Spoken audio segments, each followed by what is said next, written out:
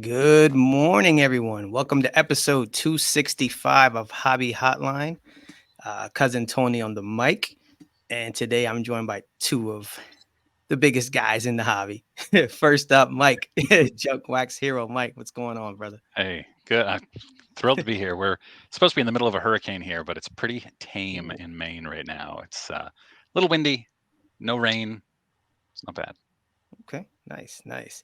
And with us is our resident mechanic, Mr. Logan, King NASCAR. What's going on, Logan? Well, it's Saturday and we're talking about trading cards, so everything's great. Awesome, awesome. Sounds good. Before we get started, let's get some of these comments. Foul Ball says, "Good morning, guys." Silver Fox says, "My first time that I've made. Let's go." Awesome. Well, welcome. Mad City Brew says, "Good morning." And Frank says, "Good morning." So let's get off and running here. So before we get into the meat and potatoes of the episode, just want to recap you guys. I mean, obviously the NFL kicked off this past week, and we're going into week two.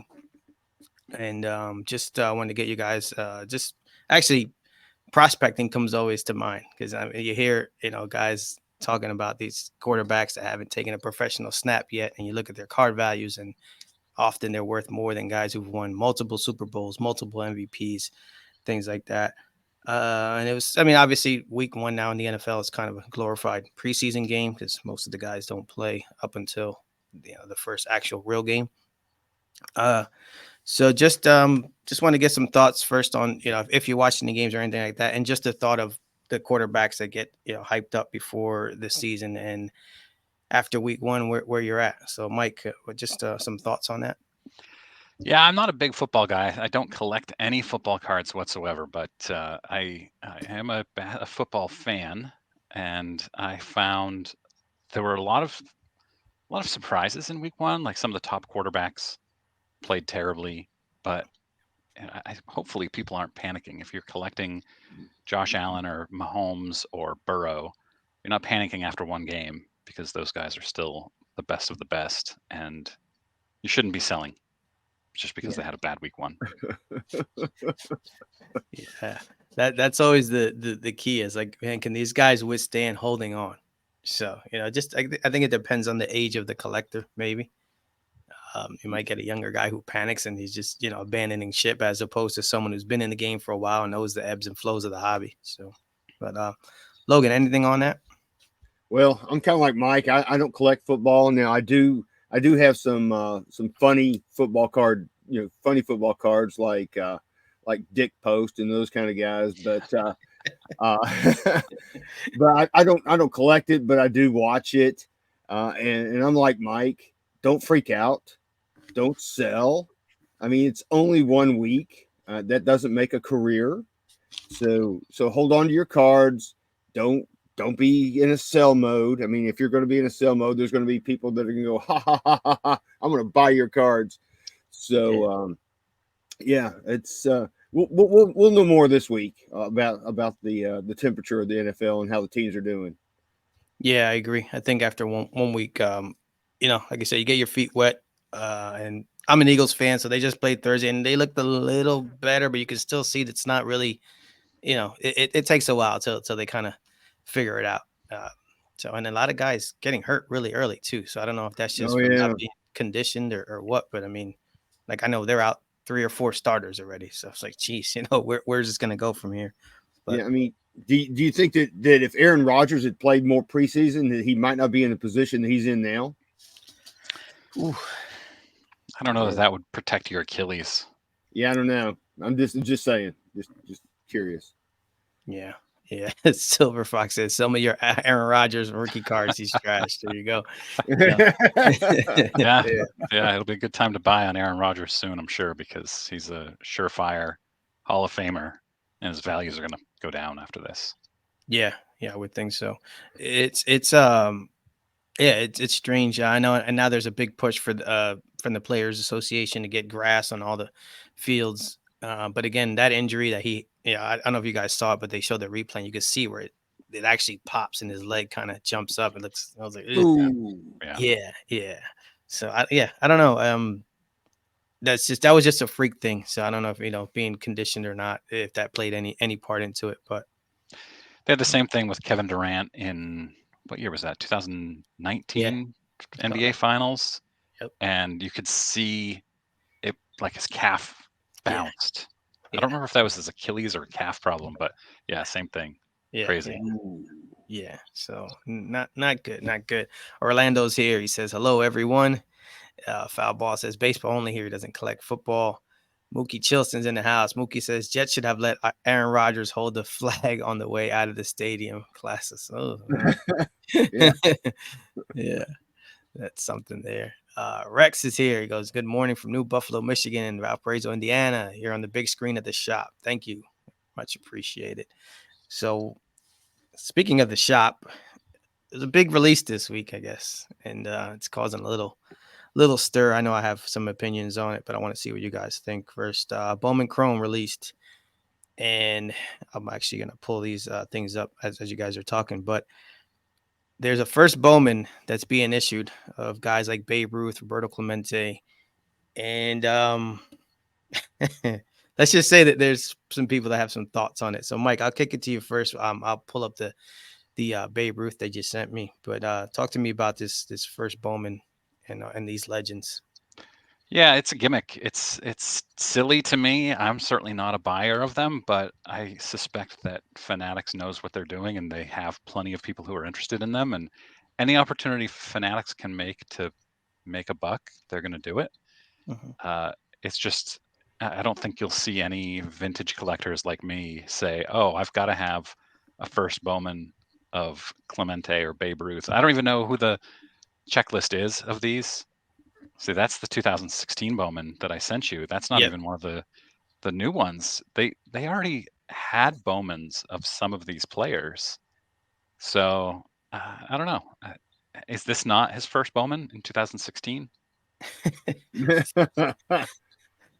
It's tough to argue, that it's not when it's clearly is. I mean, or well, I mean, it's obviously dated way earlier than the one they're releasing this year and claiming it's as the first Bowman. Yeah. So and here's and here's the Clemente. This one's at a 50, and this one actually has a $2,500 price tag on it, or OBO. But I had seen one earlier this week with a $3,500 price tag on it. So it was just strange. So Logan, where you at on this stuff? I agree. It's gimmicky for sure. There's no doubt about it. Um, does the Babe Ruth card, is he in his Boston uniform or is he in the? He's in Boston. Yeah, He, and the Red Sox logo, it's not even a logo, it just says Red Sox and it's way off center. It's out of the box of where it's supposed to be. Looks terrible. Yeah, yeah. I don't know. It's one of these things. Go back here. It's one of these things that it's just. I just see it. Mike. I mean, you talked about. It. I was like, it's a gimmick, and then you put these bounties on top of it. It's a gimmick on top of a gimmick. Yeah. So I mean, are they telling us that they're really struggling to move this product? I think. Yeah, I mean, you see in the past week or so, we've seen Walmart reduce prices on old blaster boxes down to now $20 from 30 or 35 or I don't know, Mhm. $40 boxes. They're every time I go into Walmart or Target now, have an abundant number of boxes. There are tons of blaster boxes and I don't know, jumbo boxes, whatever, at both of them now. Uh, it just now they're saying who's paying that $200,000 bounty? I know DA Card World, David Adams is offering it, but do they have a customer who has said, "Hey, we want this," or is it Topps that's offering it somehow? That seems unlikely that they would do it through DA Card World unless they're trying to like launder the reputation somehow through there, because it would seem weird if Topps were doing it. I don't know. I'm really curious what other people think about that gimmick on the gimmick with the Yeah, bounties on the first Bowman Babe Ruth 1 of 1. yeah. Logan, anything on that? I think it's stupid money. I mean, $200,000 for that. I mean, golly, go and buy yourself a low end. I guess you can still buy a low end 52 mantle for that. I mean, I just think it's crazy. If you've got that kind of money, send it to me. I can make better use of it. Yeah, yeah. It's strange, and I always say like, who is actually paying these bounties if and when they get uh caught or whatever. But let me get to some of these. Mark says, as someone who collects vintage, I wouldn't even look at these. So I collect Roberto Clemente, but then I also will dabble in some of the newer modern things that they put out. This one particular here, I saw it right away. I'm like, at best, that's like a $50 card, maybe 100 on a good day. I Mhm. just don't. It's based on some of the stuff that I buy, and we'll get into that later. Just because you slapped on that sticker on there, it does nothing for me at all. It's actually, I think it's a pretty cool picture. I haven't seen that picture used on a card before. You don't like his particular one is him bunning, which is, but you never really see that too much. But it just did nothing to move the needle. Yeah, so I agree there with Mark. Let's see here. Rex says, he goes, I don't hate the idea, but I think they should have picked players who actually never been in Bowman. The bounty is also silly. The 200K is just a marketing expense for Dave and Adams. So, Oh yeah, there you go. it's a lot of hype. They're trying to hype the product Yeah. because I guess maybe a lot of people maybe I'm not sure. I'm not a baseball collector, but I don't know what the sales are like on that. Rex probably has a good temperature on how the sales are on that, but maybe the sales are not as good as they thought. And maybe they're trying to hype it with this $200,000 bounty. Yeah, I think so. See what here. Cooter says, for the money people on these contrived rarity gimmick cards, you could buy a complete set of mid 60s tops. Seems like a no brainer. Yeah, you could you Totally can agree. yeah, you can definitely pick up, what I mean, for 200K, you can definitely put it into something that's a little more stable and you know, that has stood the test of time as opposed to something like this. I mean, I imagine these guys that are paying two, three, $4,000 for these first Bowman cards are really going to be regretting it in a week or two. Hmm. I So totally agree. There's going to be a lot of regrets. Mookie Chilson has a great point yeah, here. yeah. Let's see. So Mookie says, Mookie, nostalgia is the driving force behind so much hobby spending. Fanatics knows it. They can't profit off actual vintage cars, so they're creating their own. Very good point, Mike. What do you think Spot on that? on. Yeah, I mean, Fanatics knows that there's a massive market for vintage cards. There are a lot of people who are collecting only vintage, and they're trying to get these guys like me to collect ultra modern too, because that's the only place they can make money, unless they do weird buybacks of like 1952 Topps cards or something and try to put them in packs. But I don't know. I just don't see this being effective in the way in getting vintage collectors into ultra modern cards. Yeah. Yeah, well, here, I'll just show it now because it's on kind of on topic. So I'll dabble in some of that stuff depending on what it looks and what it is. So I have, this is a 2022 Allen and Ginter. It's Clemente, but it's super fractor.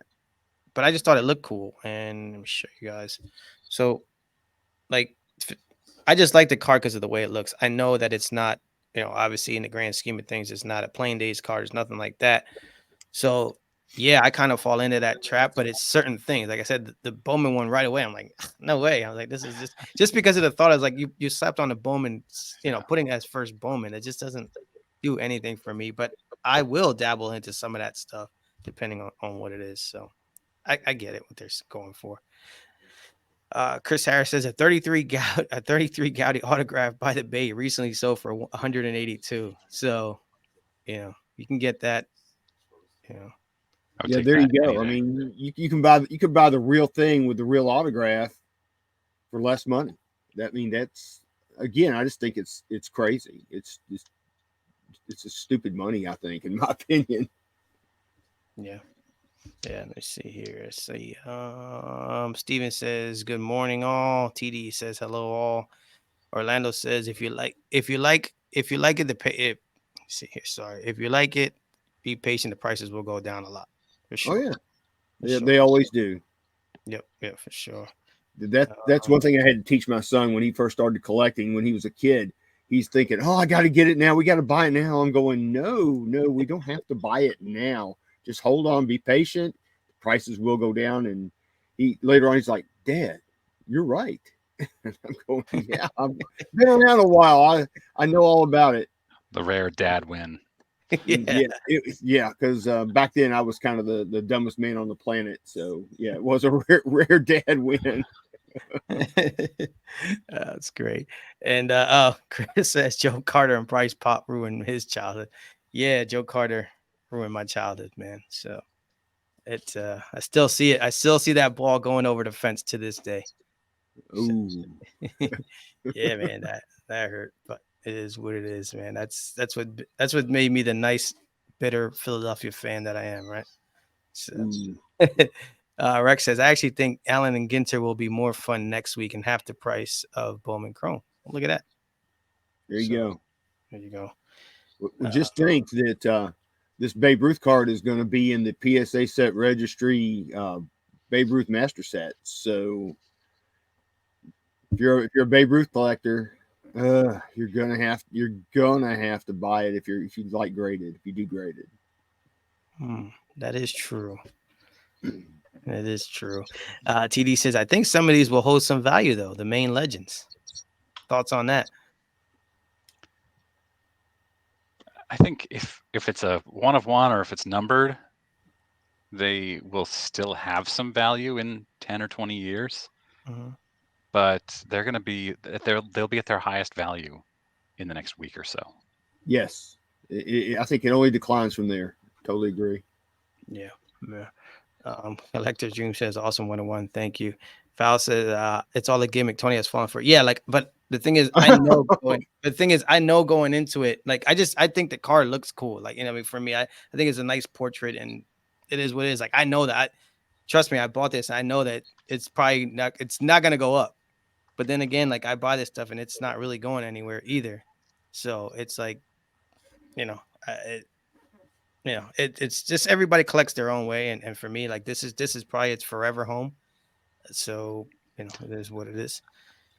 Yeah, I'm with you. I'm certainly not going to tell anybody how to collect, and because no, I don't want anybody to tell me how to collect. But for me, that's just no bueno for me. Yeah, understood. Silver Fox says my apparently his moment was as an adult and the ball was just out of the reach of Nelson Cruz. Ouch. Isn't it Mm. funny how you can, like, no matter where it is in time, you're gonna, and Mike, we were just talking about off air, and you can share it if you want, but pick a moment in time, sports, and you can know exactly where you were, what the game was, who it was, and all that stuff. And to this day, still the wound is open, and every once in a while it gets opened again, and salt gets thrown Yeah. in. So 2003 Red Sox, they had one of the greatest offenses of all time. It's my favorite team of all time, 2003, 2004. And I watched every single game that year. I knew every tendency. And I remember watching game 7 of the ALCS with my father in law. And Grady Little came out of the dugout, Pedro on the mound in the 7th inning, maybe. And Pedro had, I think, 103 pitches. My father in law says, "Oh, here comes Grady to take Pedro out." And I said, "He's not going to take Pedro out. He's too stupid. He's too arrogant. And he's gonna leave Pedro in." My father in law, "No way." He walks back, and that's, I knew the game was over from there. It just, you got to take Pedro out at that point. yeah, That's ouch. still, it still burns me. Even though they won the World Series the next year, still Yeah, burns me. for sure. Yeah, it's funny how the bad ones stick longer than the Yeah. good memories. Logan, you have anything like that with any sports event or race or anything like that? Oh, there's almost too many to talk about. Back in the day, NASCAR would throw these what they would call debris cautions to, like, get the field back together and make Yeah, the race a little bit more exciting. And they always seem to benefit the guys like Jimmy Johnson and Jeff Gordon, and that would really just stick in my craw because I knew you couldn't find any debris on the track. Um, so that would always stick in my craw, and that happened quite a bit back, few years ago.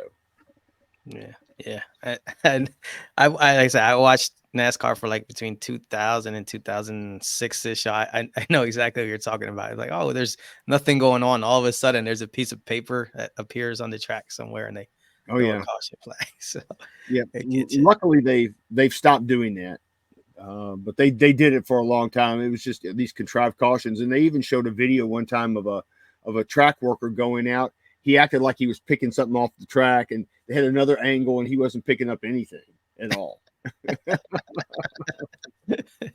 It blew off by the time they came Oh through. yeah. Right. So you know, a lot of this stuff is what Mookie said, it's nostalgia driven. And I want to ask you guys about kids today. You think kids today are going to have the same nostalgia for cards that we do? And Mike, I'll lead off with you. Well, I guess it depends on when you grew up, right? I grew up during the junk box era, and I have a ton of nostalgia for very specific cards in the 80s and early 90s. And I don't look at when I was a kid, I kind of thought about their monetary value. We thought they were going to be worth millions, right? We were going to retire off of our cards at that time. But there was also a lot more joy in the cards then. And maybe kids nowadays still have that joy, but I think kids now look at them.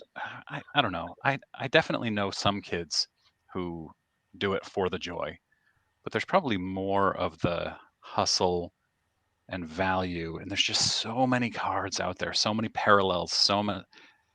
How many cards can you be um, nostalgic for 20 years down the road? Like a rated rookie of a guy, one of his 1,000 rookie cards. I don't know. It's tough to say. And I'm certainly not dumping on the way kids collect nowadays. It's more about the fanatics and tops and Panini flooding the market and making it difficult for kids to really have that nostalgia in the future. Yeah. Um, Logan? Well, I think, like you say, I think it's more of the hustle now, and more of the being able to make money off the cards. And I'll give you an example. Back when Formula One first came out, I went to one of our local hobby shops, and I walked in and I saw a guy. He had a box of 2020 Topps Chrome F1, and he was walking into the hobby shop with it, and I kind of mentioned it to him. He goes, "Oh yeah," he goes, "I'm going to open up this box, and I hope to pull that Lewis guy." And I went, "Huh? You don't even know. All you're worried about is trying." And it's just some kid. He paid like $650 or something for this box. He told me, and all he was worried about was trying to make money. He had no idea who Lewis Hamilton was. I don't think he really cared. All he worried about was, hey, if I get this card, I'm going to send it to PSA. I'm going to grade it. I'm going to make a lot of money. So I think that's more the mentality now, because you got to think there's a lot of things going on in the world these days, especially with social media and all the electronics and everything that's going on. It's like squirrel, look over here, look over there. The kids have a lot that they can do. So I don't know, and I may be wrong, but I think a lot of them don't pay attention to what's going on with sports. They're just, all they know is, hey, this card is worth some money. This card is worth some money. Let's try to flip it and make some money. And like what Mike said, I had no problem with whatever they want to do. But I think that's the way of the world right now. Yeah. That's a great comment by I think his name is Steven. I always forget. Yeah, it's he goes, 1 Million Cubs Project says there will always be nostalgia. It would just be different than our nostalgia. Kids in the 50s and 60s threw cards and put in their bike spokes. 80s kids had price guides and penny sleeves. Yeah, kids now have Zion cases and It's so true. online price guides. Yeah. I for me it's a couple factors. And actually I wanted to give kudos to Rob, sports card therapist, had this on his show, this topic. And for me, well, first thing, players bounce around a lot more now than they did before. I mean, you got guys that are doing 1 year deals here, there, and then, they're on five, six teams, within 7, 8 years. So that's one thing where the players are all over the place, and the kids are spending a lot more time on video games than they are, things like that. Like, I mean, Logan, you mentioned it, social media and things like that. And the money thing, the kids are a lot smarter today in the hobby than I think they were when I was a kid in the hobby. Mm-hmm. Sit down with a 12, 13-year-old kid. It's not the same conversation it was with most kids back in the 60s, 70s, 80s. I mean, these kids are a lot more educated in what's the values of these cards and things like that. So And Mike, your thing too. We're like, when we were just gonna hold these cards forever. Now the kids now they kind of know that I need to move this today because tomorrow it's not gonna be worth what it is today. But um, so I don't know. I mean that 1 million Cubs projects comment there was actually very good. Just thinking, what's their I guess their nostalgia is gonna be the Zion case, where ours is a binder. So yeah, go ahead. Yeah, I think their nostalgia might even be like they watch a lot of YouTube or Yeah, TikTok on cards. I assume there's some card stuff on TikTok. I've never yeah, I don't know. done. I don't know. I'm just trying to think about what kind of card-based nostalgia they would have.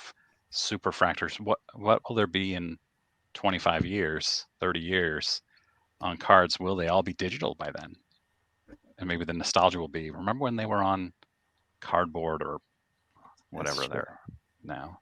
That's We, true. my nostalgia was back in the 70s when I had my little black and white TV, and we would take it outside on Saturdays and watch the game of the week with Joe Garagiola and Tony Kubek. That was my nostalgia, watching guys like Johnny Bench and Pete Rose and those guys, or Brooks Robinson or whoever. And that was my nostalgia. That was really fun. We'd sit outside and watch TV and watch the game of the week. Yeah. We didn't have a lot of games back then. Yeah, I mean, now a kid can pull up 30 games at one shot on his phone. So it is Mm-hmm. what it is. Clay says the hobby is lots of ways to enjoy it for what it's worth. So Crazy 1 Kev. million carbs name is Bo, by the way. I don't know Oh, where I okay. got Steven. Yeah, There sorry about you that. go. You were close. You were Yeah, close. it's the very same thing. Hey, Crazy Kev said Roth cards doesn't hold cards for more than 48 hours. So yeah, there you go. That kind of goes back to, you know, so the younger guys being aware of these things. Cash in now. Yeah, lots of ways to enjoy the hobby, like Clay says. I'm not being critical of the different ways that people are. It's just It's just so different from the nostalgia that we have. They're going to have such different nostalgia. Yeah. Yeah. And I mean, to the point where, like you said, maybe the cards will be all digital and stuff like that. Then does that then raise the value of these cards that were actually printed on a cardboard? I don't know. Just something to think about. Undrafted player says the prices of these new product sports cards are just ridiculous, too expensive. Totally Logan, agree with yeah, that. go ahead. The fact, when everybody was buying up everything during the pandemic and selling it for all these crazy prices, just even the retail, and now the retails come back now and it's like $30-$35 for a blaster. And of course, Mike, you were talking about now that they've got the extreme value at Walmart, and now they're back down to where they should be at $20. Everybody was trying to cash in. I think prices are going to have to come down just a little bit. You're right. It's exorbitant right now for sure. Are you, Mike? You don't buy any like stuff, new product, correct? I haven't since probably April. I had a New Year's resolution to not buy any wax this year, and I've Okay. maybe bought 3 blasters, Okay. which All right. is a lot fewer than I bought last year. Gotcha. Yeah. Gotcha. I So, just want so to. Go ahead. I, Go ahead, I was Logan. just going to say, so that diet didn't go very good either. Yeah, and I think I've gotten an autograph in all 3 of the blasters I've bought, Hmm. which and then each of the autographs I think, oh wow, an autograph, on card autograph, first Bowman, and I look them up and they're worth $3 because there's so many of them. That's tough. That's what I was gonna ask you. I was like, so when you're opening the blaster, are you opening it with the thought process of like, this is probably not gonna be good as as you're ripping the wax before you even get into the actual box. Yeah, it's so difficult. Difficult isn't the right word. That makes it seem like there's skill involved.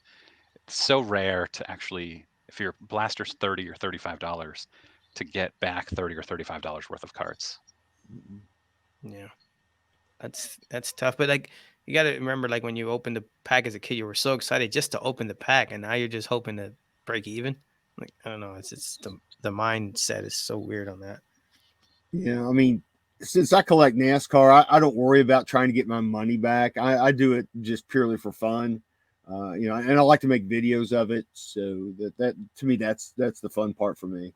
There's definitely value in opening boxes. You have the fun experience, especially if you do it with your kids, where maybe if you get back $15 or $20 worth of cards, it's still worth it because you had a great time.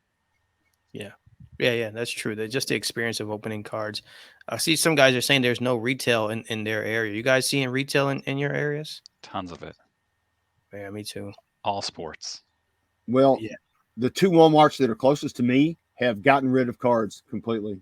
Hmm. They have no cards. So Target is really my go-to place now if I want to go get a blaster or something. But of course, with racing, I don't get the 50 different baseball issues a month like baseball does, which I don't know how baseball collectors keep up with that. But we only get like 5 a year, 5 releases a year, so it's not like we get a lot. I actually think that's a good thing. I think it is too. I Yeah. think I think it's an oversaturation of the market right now. I mean, I know that they're paying a lot for these licenses and they're trying to maximize, uh, you know, everything to try to get their money's worth out of these licenses. But I mean, at some point, it just gets ridiculous. Yeah, that's fair. Yeah, that's definitely. I mean, like I agree. I don't know how guys keep up with Mm-mm. 20, 30, 40 releases a year. Like, I mean, how do you? I mean, look, I mean, we just said that you have Bowman this week and then Allen Ginter next week. So, I mean, if you're in that world, man, how do you navigate that? And also knowing that if you buy a box more often than not, you're not even going to get the value back out of the box that you bought. So, Well, I remember back when I was a kid, back in the '70s.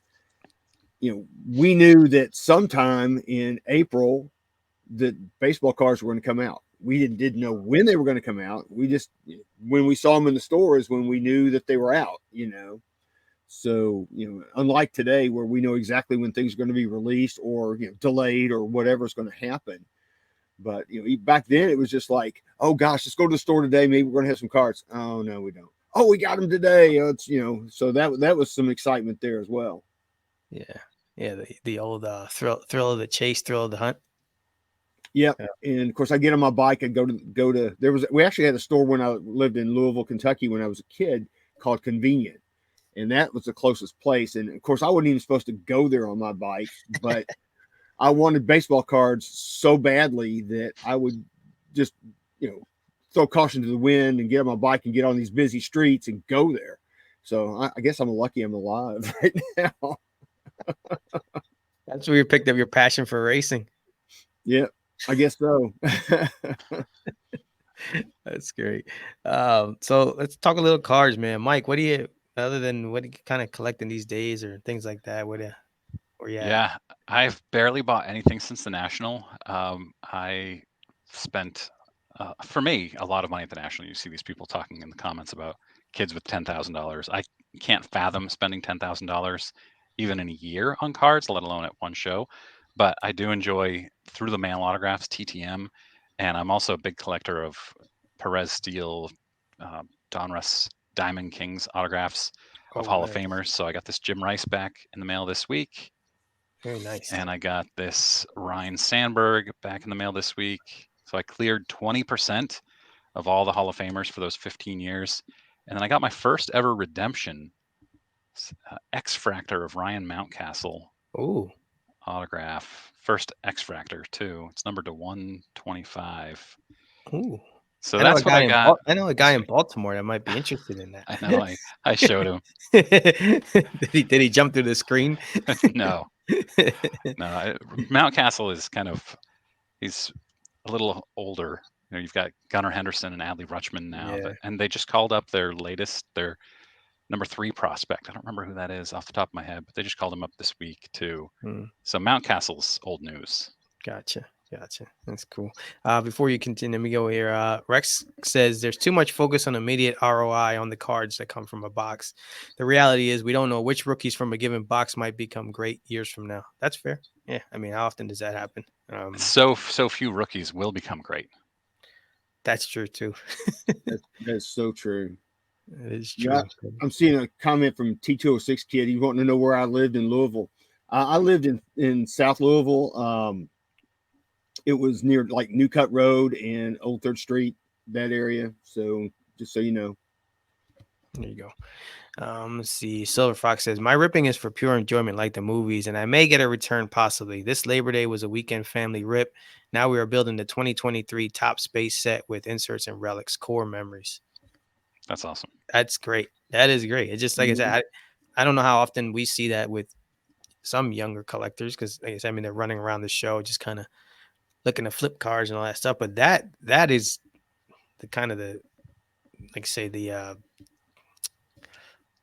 base of the hobby, that like ripping cars and just building memories and thinking back of, remember we sat in the back porch and we were ripping stuff and things like that. I'm Kev said, 15 cards short of the 2023 top space set, Silver Fox. So maybe we can. ooh, there you Yeah. go. Reach out. There you go. Kev says, nice pickup on the Mount Castle. O's R. R. Oh, see, I was like, all right. O's are going to be good for a while. Good young talent with no huge contracts. Yeah, that's the Yeah. key.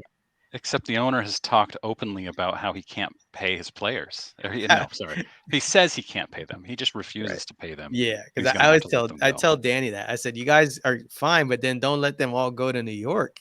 Like, Yeah. so it's like open up the wallet there and make it happen, man. I mean, the fact that the Orioles are back, good. I think it's cool, man. I think that's a really nice stadium there and all that stuff. So, Silver's asking you which series. He goes, I have 3 extra stacks full of Series 2.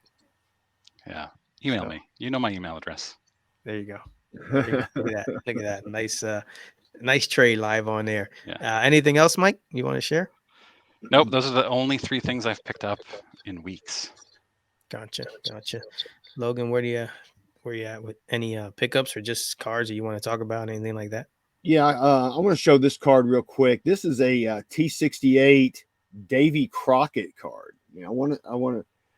I've had this for a little while.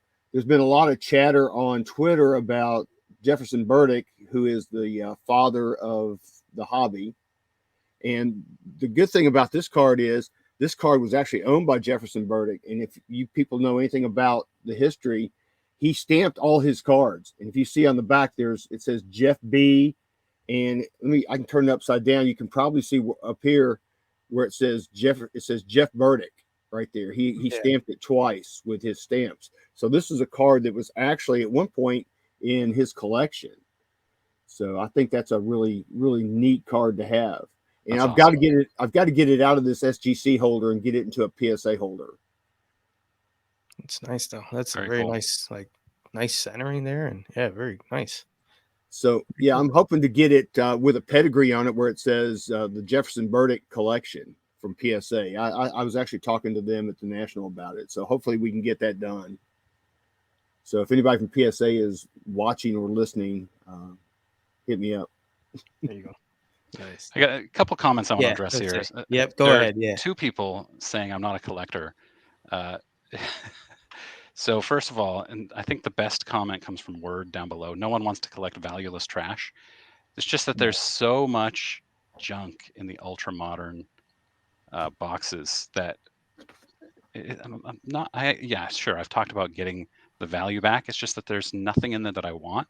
My point is buy singles instead of opening up the stuff where you're not going to get your favorite player, because a blaster now you're going to get like 28 cards. And what are the chances of you getting the cards of the players you want? And then if you don't, you've got to sell them to try to get your money back because you don't want those players. So I buy singles. Yeah, that's fair. Yeah, it's just, and this comment here says, if you're worried about the ROI on a box of cards, are you a collector? Probably not. That's a good point, because I get people all the time, when they find out I collect cards, of course they see all the stuff on the news about all these 6-figure, 7-figure cards, right? So they ask me, oh, you collect cards, it must be worth a lot of money. How much do you think your collection's worth? I'm going, I honestly have no idea. I collect because I'm a collector and I have fun with it. And I don't, and anybody that knows me knows that I do not sell anything at all. Yeah. All right. Yeah. So you're just, that's the thing too. It's like sometimes we get cut up on this value stuff, but there's also something to be said, just collecting for the sake of collecting. And having somewhere, maybe you go in your basement or wherever you have your stuff and you just chill out for a while and you admire the stuff that you have. It's just, I don't know. It can be escape too. It doesn't always have to be all about the ROI stuff. So I agree. I get a peaceful, easy feeling when I'm sorting cards. Yeah. there you go. Yeah. There's something I to be like said for doing it. that. It's fun. Yeah. It's therapeutic for some people. Yes. Mark says always buy singles. Have never bought cards from Walmart or Target. It's the way to Yeah. go.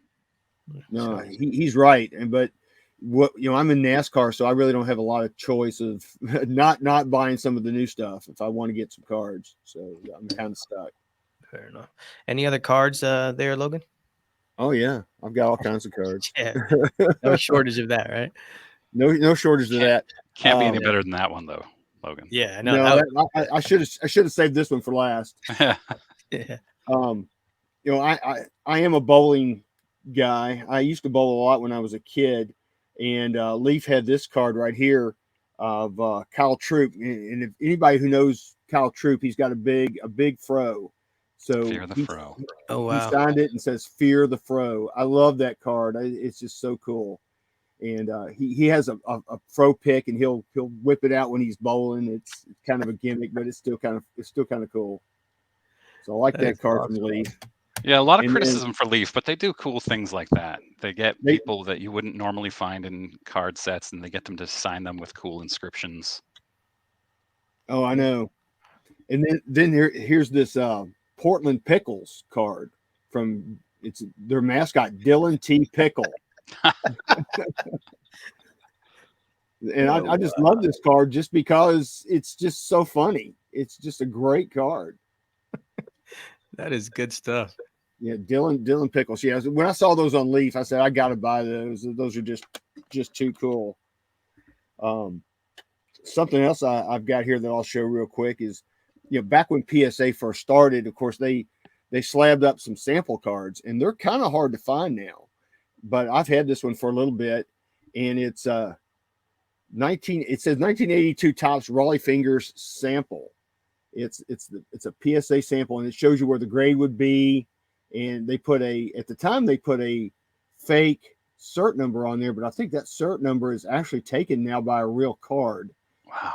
So that cert is not not valid, but that was a sample that PSA gave out just to say, hey, this is what our slabs are going to look like.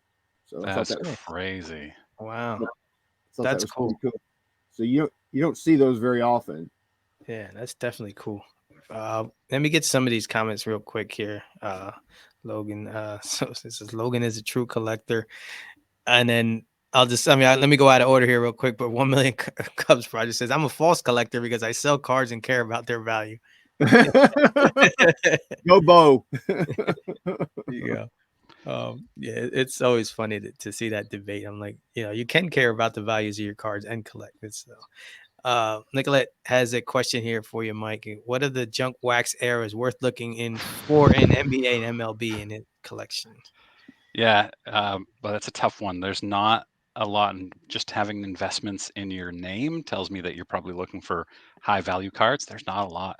You got to look for high grade, rare, like the '84 Don Mattingly in a PSA 10 is extremely rare. '84 Fleer Update, Roger Clemens and Kirby Puckett in 10s. Tip Tops Tiffany in 10s of the top players. There's just not a lot that's rare. Yeah, it's almost like maybe within that stuff, on card autos of things Yeah. like that. High grade things. Like, yeah, you can probably find some diamonds in the rough, but yeah, you can definitely really gonna have to dig through because for the most part, it's a lot of all the same stuff. So just little outliers like that. Definitely, yeah. Orlando says the Tiffany stuff. So Yeah, it looks like Cooter's calling out Bo. yes, he said nice try. So, anything else, Logan? Oh yeah, yeah. I collect. I don't collect football, but I do collect some football. Okay. This 2004 CFL card of Charles Assman. Now, of course, you can figure out the reason I got this card, right? Um, There's a Seinfeld episode about him. Yeah, part-time proctologist. yeah. Um, but I do have on the PSA set registry, I do have a showcase called my sophomoric slab showcase, and it's all cards that have funny names or funny pictures. So of course, this card has gone into my sophomoric slab showcase. So Nice. I like cards like that, you know. Now, do you have save searches for stuff like that? Uh, some of them I do, yes, Okay. because they're so hard to find. Well, that's great. That's great. They're asking you, Logan said, why would you want to put that card in a PSA holder? That card looks perfectly in that SGC holder. Because I'm a PSA guy. Here you go. I've got like 7,500 slab cards, so I'm not changing now. Wow. Yeah. So I don't remember now. Was that one of the older SGC slabs and labels? Yeah, it's older. It's the green label. Yeah. See, I've never been able to figure out Yeah. It's the puzzling. what the 20 means and all that stuff. That just Yeah. that just confused me as a collector. So Yeah. I tend to agree that if I would put it in a new SGC slab and label, but PSA, fine.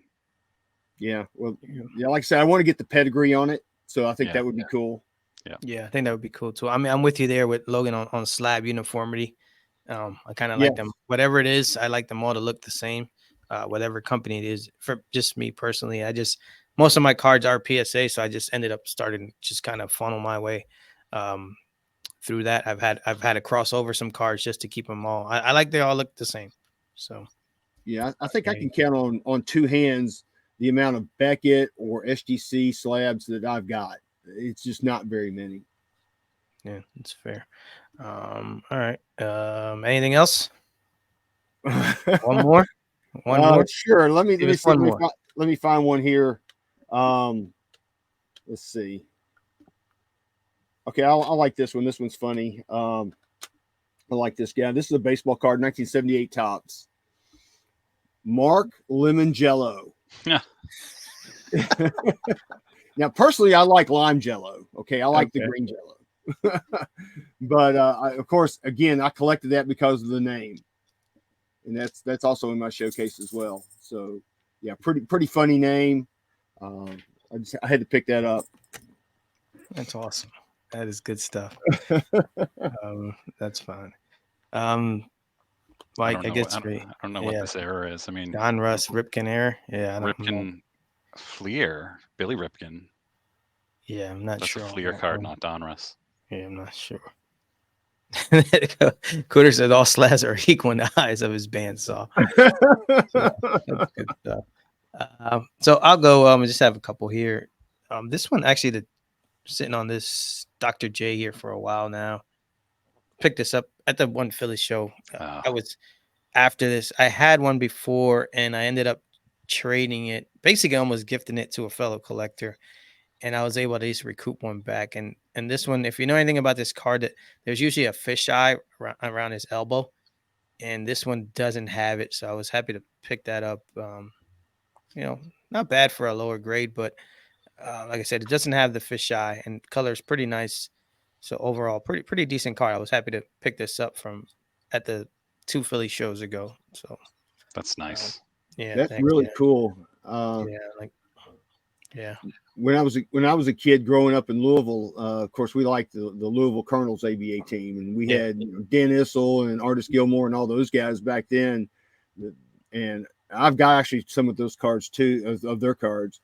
And those were the good old days going to Freedom Hall in Louisville. And I love the basketball, the red, white, and blue basketball. I always thought that was so cool. Yeah, I know. It's like they high flying, dunking, and all that good stuff. So I hear you. Another one I have. So yesterday was Roberto Clemente Day, and that is pretty much the bulk of my collecting stuff is Clemente stuff. And this one is the 1962 Bob Clemente. And this one actually has the Mike Baker eye appeal type deal. So I was happy to pick this. This card's tough, man. With this wooden border, you Yeah. usually see the edges kind of beat up. So this when they picked this up in a 6, I was happy to get that. So Yeah, one that's a for beauty, man. Congrats on that. yeah, thank you, thank you. Yeah, definitely. This was when I saw this. This was one of those where actually there was a podcast, the shallow one, the guy Iowa Dave, and he was talking about what they call a mega bid, where you see a card and you put it a real high bid because you're like, I'm not gonna lose this card, and hopefully uh hopefully if I do lose this, I mean if I do lose this card, the guy that's gonna win is gonna pay a pretty penny for it. And this was one of those cards where I put in a pretty hefty bid, and I was like, oh man, I hope it doesn't go that high, but I kind of want to secure that. So Yeah. let me see here. Eddie says a collector. Never heard of it. Fair enough. Um, that's great. Kidding is basically that's fire free now. Well, yeah, I don't know. That's it's a good thing if you ask me. I mean, I don't know. It's one of the better players, one of the better human beings to ever grace the field. So it's not Yeah. a bad thing. So let's see. Cooter said, love the solid color background. That's why I think the 54 Red Hearts are some of the most beautiful cars in vintage. I agree with him on that. When I was a kid, trying to pick up any Red Hearts whatsoever, those were so nice cards. They were so nice. I just love those cards. Mm, fair enough. Silver Fox says he needs this 57 Clemente for his set bill. Also, he and I share a birthday. Well, look at that. Very Wow. nice. Very nice. Yeah, I think I'm down to like 5 or 6 now as I'm building the run. Kind of got distracted a couple times, but for me, I like to see these cards in hand because a lot of times they look a lot better when on eBay or wherever it is, and then when you get them in hand, it's like, oh wow, they're not as sharp looking as they looked on the auction. So, and the last one I'll show is a gimmick that I fell for. Again, I told you, this is just and this is here's a gimmick with a color match, and this is the Clemente 2021 Topps Chrome Platinum Anniversary. This is the black and gold refractor. This one's actually out of 10. And I actually built this rainbow again, knowing that I know that it's not going to be worth millions and millions of dollars uh, tomorrow or anytime soon. But I think it looks cool. And again, it's kind of goes back to like collect what you like, collect what you love, and it Yeah. doesn't really matter. So Yep. Nice. That black gold border looks pretty cool, and of course it's the retro 52 top, so that's a cool card. I'm not yeah, gonna ding you for that. I think it's pretty cool, man. that's why I like it's got the 52 tops kind of flavor, and yeah, it just uh, it's like I said, some of the stuff I do when I see it, oh, I like that, but again, I know that I'm buying it, and I take my time, get at a decent price because again, it's kind of other than maybe to another Clemente collector, it's not going to be highly sought after. So, but guys, that's pretty much all I have for today. Before we leave, Mike, any closing thoughts? Things coming up in the hobby, your show, all that stuff. There's a big card show in Portland, Maine next Saturday. And when I say big and Maine in the same sentence, they don't mean the same as wherever you guys are probably. But it is one of the bigger shows in Maine. So I'm looking forward to that Next Saturday, you said? next Saturday. Yeah. I'm I think actually it's heading both days. to I'm actually heading to Vermont next Saturday with the wife. So I don't know. Got a I've ways already to go to get to Maine from yeah. there. So that might be a little far. I kind of looked up some local card shops to see if we're going to be in and around the area. So it's I always try to squeeze in maybe a little card action on the vacation. Yeah. Next weekend is the Philly show. But I'm Mike, guessing the anything? Philly show is a little bigger than the Portland show. Maybe. Yeah. Maybe. But Mike, where can they find you and your content at? Here on YouTube, channel name is Junk Wax Hero. I'm also on Instagram and Twitter, but I don't really do much on Twitter. Fair enough.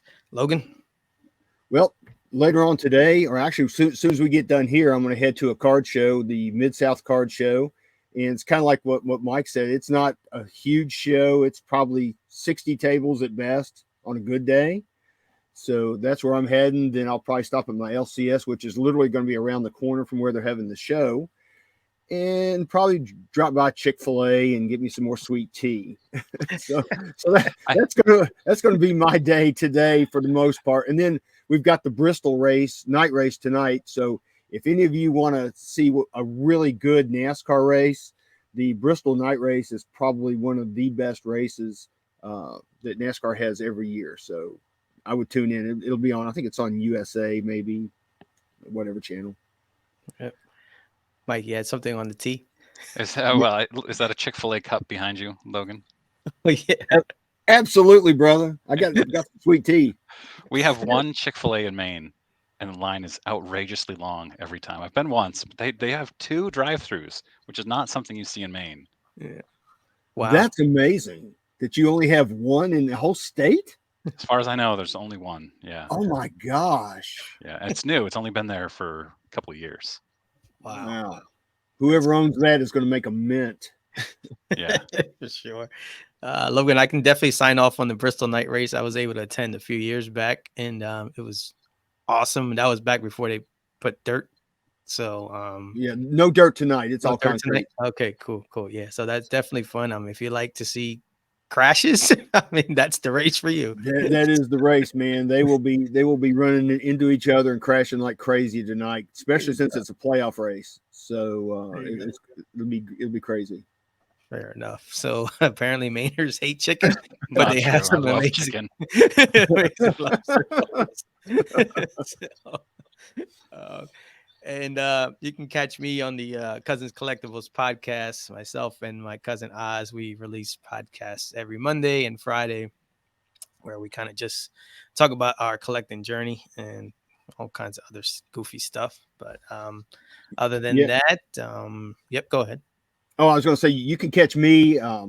I have a YouTube channel with all my box breaks and all the crazy things that I do, PSA reveals, and then of course you've got Val and I on NASCAR Radio, which we do every week. It drops usually late on Thursday nights, and we've been doing it quite some time. It's on YouTube and it's also a podcast, so you can catch us either way. There you go. So I want to thank everybody in the chat for joining us. Make sure to check out the crew next Saturday, same time, same bat channel, all that good stuff. So again, thank you very much, everybody, and we'll catch you next time. Thanks, guys.